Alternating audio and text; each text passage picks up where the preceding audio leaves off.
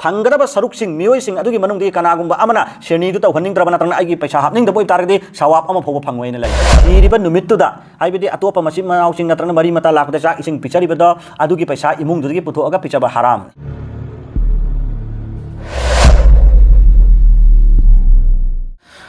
फर अल्हम्दुलिल्लाह मैं सब नैनबगी नैनबा सिदा इखोइना नुहोंबगी मतांगदसु नैनरे चाक चाबगी मतांग अदुगा अकीकागी मतांगदसु हाइफेट चौराकपा थम्मे सिगिसिदा अमका चटनबी अमसु अमका लैरिएबा सेरनीगी मतांगसिदा मैं सब करमबना है कांदा इखोइ सिरबा मतुंगी चाक पिचबसे सिगी मतांगसिदा इखोइ नुमित निफुनीगी पिचबा अदुगा पिचर मतुंगसिदा अमका सेरनीसी चाउना चाउना मसिदा तौदना पूरा इखोइगी मी ngakta mangarak ka halla पिचबा सिंची Matang में सब हाइफेट चौराकपा मसी मी सिरब मतुंगदा चाक इसिंग पिसबा हाइबसी शरीयत न पीरिबदी भूकों को खाना खिलाओ हाइबने लैता लाइरबा मपुक लाम मी सिंग चाक पिचौ हाइबने अखोइगी मणिपुर तौरिसिना मसिगी ओन तैनबने इना कैराक खुनबा आइगी मरी मता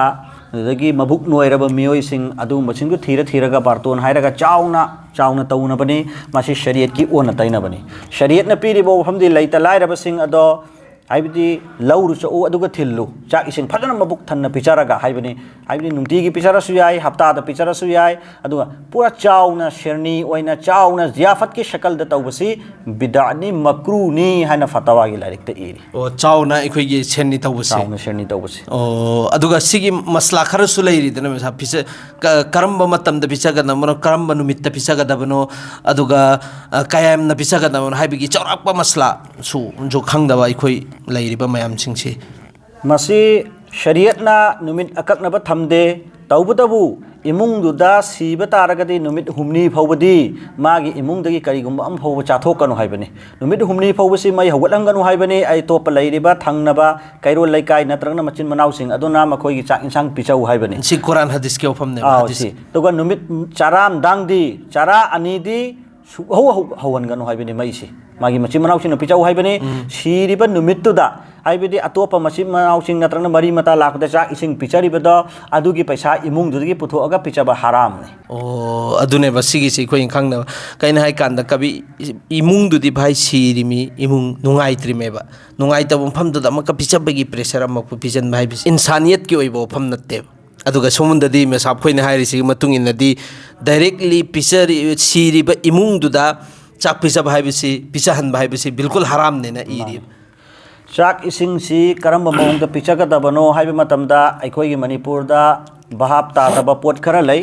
करिनो हाइबे मतमदा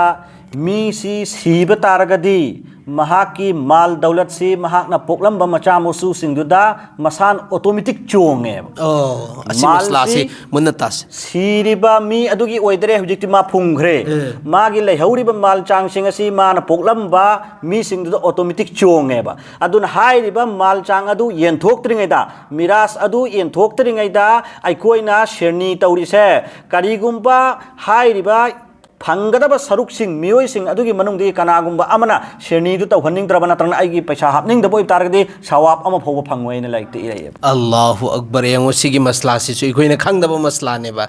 मपा सिखरे अयामना मसला ददि मे सब सिद्रिङै ममांगदि एंथो हाइबनेबा सिरब मतुंगदि ऑटोमेटिक मागी मिरास चोंगनी मसादा अदुदुगा हाइबदि अदु एंथोकलब मतुंगदा मसा मसागी अपामबदगी आइदे लुपा चांगमा हापके लिसिंग हापके हाइबसे सदका हाइबनेबा मसा मसाई अपामबदगी पुथोरागे शरनी तौबदो मदुनी ख्वाइदगी फरिस अदुने सिद्रिङै ममांगदा इखोइना इचा इसु सिंगसिगी लमलांग एंथो अदुंबगी थबुकसि तौगदबने दु तहौद्रेना खल्ले अदु सिरब मतुंगदा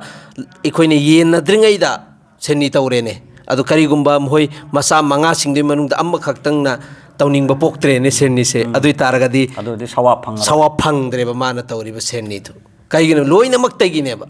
मसा लोइनमक की हक याउरिमेबा अदुदा मसा लोइनमक की हक याउरिमिना अम्मने यानिंगद्रगदि अम्मदुगी हक्तु मत पतारोइद्रो सिनत्रो मेसाब अदुइ अदुननेबा याहंद्रिसे सिगी मसलासे खै कुपना खंगदबनी नैनगदबनी अदु निमित निफुनिगी मौंग सेमा याद्रे सेमा मेसाब नुमित हुमनी की मतुंगदा पिचनिंग नुमित पिचब याई शरीयत न कोई कैद अमा फौब थमदे नुमित निफुनी द 40 वा हराम है न फतवा द इरी अदुने निफुनी हेक सुब नुमिसिद लोइन बिचारबा असिबगिनेना सवाब फंगबै कराइदेगी इसाले सवाब यौहनबदी लायरदना गुनानी होनगदौरिसे ची खोइ खंगजल्लो सवाब तो बाबादे यौहनबै महुत्ता गुनाने दुकानी सुबम हुजि कन्न सन्न पैसा नुसा पाइबिसिंग जिन आइगी इपा लेत्रे इमा लेत्रे ने सेनिसि चाउनो चाउनो तौबेगी सिस्टम सिगिसे हाइरिबा शेरनी चाउना तौबसिगी महुत्ता करी करम हाइना तौरगा अखोइगी लैखिद्रिबा इमा नत्रंग बाबादुगी मथक्ता सवाब फंगनी हाइना खन्नरगा आलिम उलमा सिंह नत्रंग मुफ्तियानी किराम सिंह खन्नरगा तौबु ओइबे तारगदी इंशाअल्लाह सवाब फंगनी करीगिनो हाइबा मतमदा अखोइगी सिदा चटनबी ओइना करीगुंबा इपासी सीखे तारगदी माई मथक्ता शेरनी चाउना तौद्रगदी इस मियाम सिंहना करी हाइरकदगे नत्रंग इस मपादु सीखरे ngasi फौ मी फौ चाक पिचादे हाइबगी नियत अखोइनि शेरनी तौबु तारगदी मदु सवाब की फंगनबगी बाइस ओइरोय हाइरिबा लाइरिक तपीरिबदी करीनो हाइबकंदा सदका जारिया हाइबनी लाइरिक लाई करीना इदामातल इंसान इन कता अमलुहु मियोय बिसने सीब मतमदा महा की अमल लोइखरे इल्ला मिन सलासतिन पोलम उहुम दिले हौरी करीना औ सदकतिन जारियतिन अमना सदका जारिया अमना औ इल्मिन युनतफउ लहु हाइरिबा इल्म अदुदगी कानब लहौरिबा अमना औ वलदिन सालिहिन यदउ लहु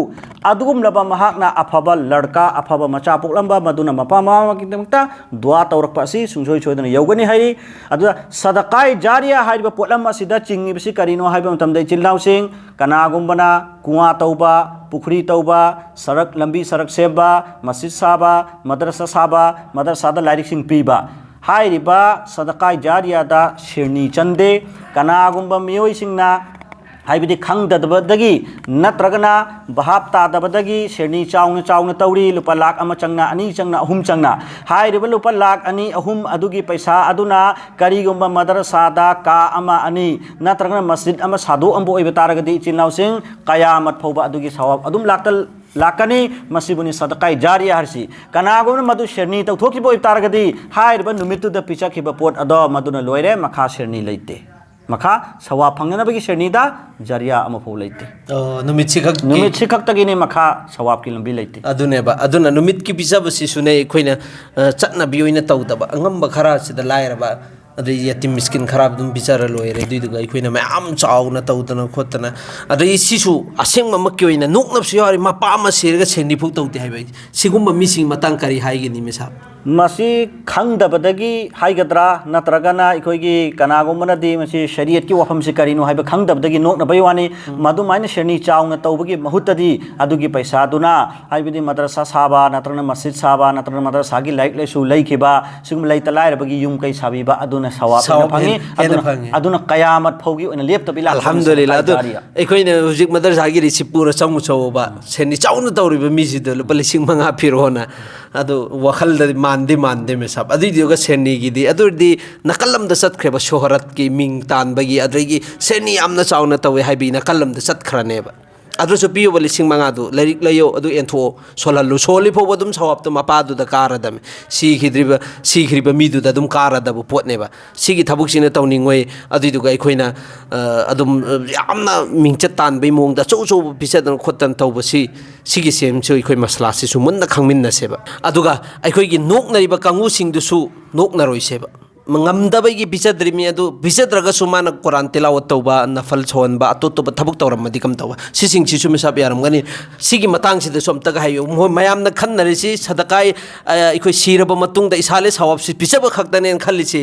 सिगी मतंगदा अमतगा सिरब मतुंगदा मचासिंगना ख्वाइदगी हेना अफबा थबक तौगदबदी कुरान तिलावत तौबीबा मपामागी दमक्ता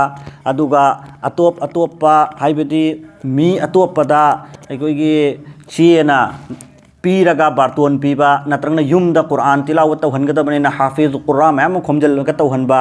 मसिदगिदी अदुगुम लबा मपा ममागी दमक्ता मसाना तुमिन्ना मतोमतना कुरान तिलावत से कुल हुवल्लाहु अहद से अहुम लकत उर्सु सोलगा अल्लाह की लंबेलदा इसाले सवाब थाबना हेन सवाब चावी है फतवा की लाइक इरी ये मोबाइल लाइक तसु इरी में मैम तौर बिसाबद्र मैम तौर खोमो सोन में मुत्ति इसाना कुरान तिलावत तौबा इसाना नवाफिल सोनबा इसाना रोजा हेनबा सिसिंगसि नत्रो मेसा सिसिंगसि तौरगा इसाले सवाब की नियत तौखरगा लोइरे सिने हेना फैयेना असुमैन हाइरिसिने मेसाबना दुना अखोइना सेरनी तौबसि खक की सवाबसिना बाबागी नमाय अमल कारने हाइबे वखल सिम डायरेक्ट लौथोसे सेम लैत्रे सी खक्ता नत्ते बल्कि कुरान तिलावत तस्बीह तहलील तौबा सिगी सिंगसिसु अखोइ इसाले सवाब निसिनबु हेना फैन हाइरिसिने अदुना सिनिसु अखोइ तौछे बसिना तौरोइ दबिद मसिना तौदबिदा अखोइने इधरगी मयाम मा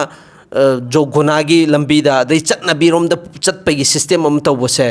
सिसु अखोइ यामना हेफाजत तौनाइ होतनासि अदुगा अरोइबदा मेसाब अइना हंनिंगिसिना अमका सिसु यामना हंगनरकपा पोसक अमनेबा मयामना करिनो हाइ कांदा सि इसाले सवाब की मतंगदा लामिना अमका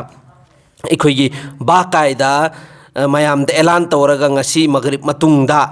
नंगी तस्बीह पुरगा लाओ नंगी मरु खुरमा मरु पुरगा लाओ बोरोय मरु पुरगा लाओ अदुगा सिदा तस्बीह सोनगदमी तौगदमेना नुपी अंगांग पुंदना चालांग थक्तना खोतन तौरबि सिगी मसला सि करिनो मे सब सिगी मतंग चेतगमता हेरुबा मासी अखोइगी मी सिरब मतुंगदा मखोइगी इमुंगदा बोरोय मरु मयाम खिल्लगा अखोइगी ला इलाहा इल्लल्लाह सि लिसिंग हुंद्रा चटलगदी महाक्सि जन्नत चटलदबने नकरा हाइनरगा अखोइगी मसिगी चट ये लिक लांग चटना तौरिबसे पुनसिलगा मसिगी सि मुफ्ती सिराज साहब न सोहाइ करे मसिगी वफम मसि कोई बे असलने मसि करिगुमम फोलेते मसि पुनसिलगा तौरोइदबने कनागुम्बना मदु चटनिंग बतारसु तुमिन्ना मसा मसागी युमद ओइना हाइरिब लिक अदु नत्रंग तस्बीह ला इलाहा इल्लल्लाह सि लिसिंग हुंद्रा चटके हार मतोम तुमिन्ना मधु चटलगा हाइरिब लैखिद्रब मी अदो मधुगी मथक्ते इसाले सवाब थाबा करिसु काइब लैते अदुगा पुलप पुनसिलगा मसि तौगदबनी हाइना खोमनर खोतन तौबसि मसिदि तौरोइदबनी हाइना मुफ्ती सिराज साहब नसु वफम थमखरबनी ओ मुफ्ती गिसु हज इखोइगी मुफ्ती आजम मणिपुर गी महाकनसु दुम हाइखरे सिगी मतंग से मदुना अखोइदसु मसला से हंगपो मयाम यावी अदु अइना खुंबा मसला सिसु सिखक्तनी जो इखोइने इसाना तुमिन्ना दुम तौबदा कैसु अकाइब लैते दुगा खोमगा तौब सादना थक्तना तौबसिम तौबियनु सिदि चटनाबिनी बिदातनेना अदुना तस्बीह इखोइने चटलिबा तस्बीह दुगी सवाब फंगबै महूत गुना पुबगी सिस्टम अम लैने सिम से थादोकनाइ तौसेब अखोइ पुलप पुल्लगा तौबसेमा अदुगा अनी सुबा अमगा सिगे मरी लैनबदा अइना मेसाबता हंगनिंगिसिना मस्जिदतसु एलान तौइदना मेसाब हानदिगी हौना हानगी मस्जिद एलान तौबैसे इमामदुना याबै एलान तौरिमे अदु सिगिसिना कुरान खानी सोनगदमी ngasi कुरान खानी तौगदमी ngasi सोनगदमी खोतगदमी ना तौनरिबा सिगी मतंगिसिना कम तौबा मसी कुरान खानी सोनबगी हाइना दरखास्त तौरिबा नत्रन चे इरगा पीरगा आइबदी अतोपद हलादा पाथो हलिसे मक्रूने न फतवाई रहिमिया द इरी अदुना मरम ओरगे चिनाउसिंग कनागुमना दरखास्त तौबा याई करियेना हाइरिबा आइगी इपादु लैखिद्रे महाके दमक दुआ तौबियु हाइना अदुगा महला वालेना मदुगी दमक दुआ तौबा नत्र नमाज मतुंगदा आइबदी सुराय इखलास अहुम लक्तंग सोनबा अदुगा कोइगी सुराय शिफा हाइरिबा अल्हम्दु शरीफ सी अमुक्तंगा सोलगा दुआदा हापीखिबा अल्हम्दुलिल्लाह कैसु काइब लेते सवाब यामना फंगने अदुगा मियाम पुल्लगा इखुगी कुरान सोनबा कुरान खानी तौबा हैबसे मस्जिदगिदि चिनाउसिंग इखोइ ngaकदबनी करिगन मसला खंगदबनीना खरमना लाउना सोनजलकनी खरमना तुमिन सोनगनी सोनबा हैतब मी अदुसु चिनाउसिंग मियाम द उहन्ननबगिदमक्ता लोनबा मालहल्लगा तौबसु यावी अदुना मसि शरीयतना हाइबदी मसिगी पुलप पुनसिलगा कुरान खानी तौबा हैबसे मसि तौरोइदबनी इसा इसागी तोंगान तोंगान तौबने हेन फई हेन पीरी मदुदा इखोइ तौमिनस इंशाल्लाह सिगी सिसु सिगी मतंग दे अतो तो पाले मोलमा लैरिबा मयाम सिंगसिन दुम नै नजरनी खन नजरनी कैना है कंदा आइगी मस्जिद द फौबा खास तौर पर दुम तौनरे दु हुजिक हानदी लैखिद्रगदी जुमा अहुम सी खोइ लोइना लेप्तबि सोनबैना दु हुजिकपुदी खर खर दुइदु कम ओइरे अदुना बाकायदा इखोइन एलान तौरगा मीना चे पेरम्बसिसो अमका मक्रूनेना हाइरिदना दुआगी दरखास्त तौर लोइरे अदुगी मफम अदुदा मीम लैत्रे इखोइ दुआ तौबिनसी एना दुम दुआ तौरगा लोइरे अदुइदुगा अमका होय तौता तौगे हाइरगना तोंगान एलान तौदबेदा मियोइ खरा फमगा दुम कुरान सोनबा कैसु अकाइबदि लेरम सो अदुमैना खरा तौबदि कैसु अकाइब लैते दुगा बाकायदा पुलप पुनबगी सी मेसाबना हाइबदि अखोइ मसिगी थबुकसी दैगी तौरोइदबनी हाइरमिने इंशाल्लाह मसिगी सिसु अफाबो ओइरगसु बेदात चिंगबा फत्तबा रोमदा चिंगखिदबोइ तारगदि